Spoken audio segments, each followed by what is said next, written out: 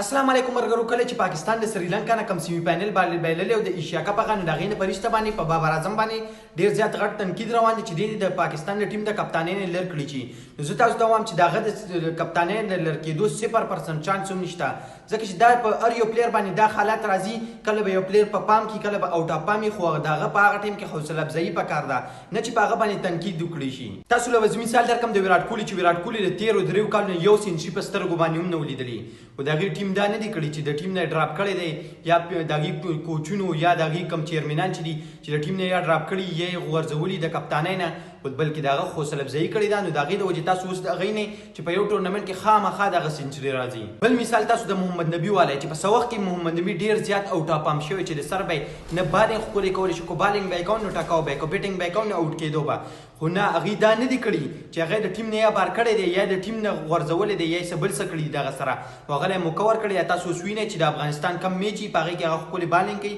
یو سپینر دی ډېر خطرناک بالینګ کوي، ښکلې بیټینګ کوي او د هغې دپاره هر یو میچ ګټي، او چې کله خو محمد نبي د افغانستان په ټیم کې نه وي اوس، نو هغې هغه میچ د سره نشي ګټلی. نو د خبرې مین مقصد مې دا و چې په یو پلیر پسې تنقید یا په هغه پسې خبرې نه دي کول پکار، که هغه بابر اعظم وي که په هر زمان یې کو بل هر یو پکې لاړي کو له پاکستان یا د بل ملک، هغه پسې تنقید یا خبرې په هغه پسې نه دي کول پکار. تاسو بابر اعظم ته وګورئ چې بابر اعظم کله د پاکستان ټیم ته راغلی دی نو هغه د اووم نه اتم نمبر نه پاکستان ټیم 1 نمبر ته په اوډي رینکینګ کې راورسو، هغوی دې ته نه ګوري چې د اووم نه اتم نه 1 نمبر ته راورسو، نو چې په یو دوه درې میچونو کې د هغه پرفارمنس ښه نه شو او ټاپ پام شو، نو هغه باندې اوس تنقید او خبرې ورپسې کېږي.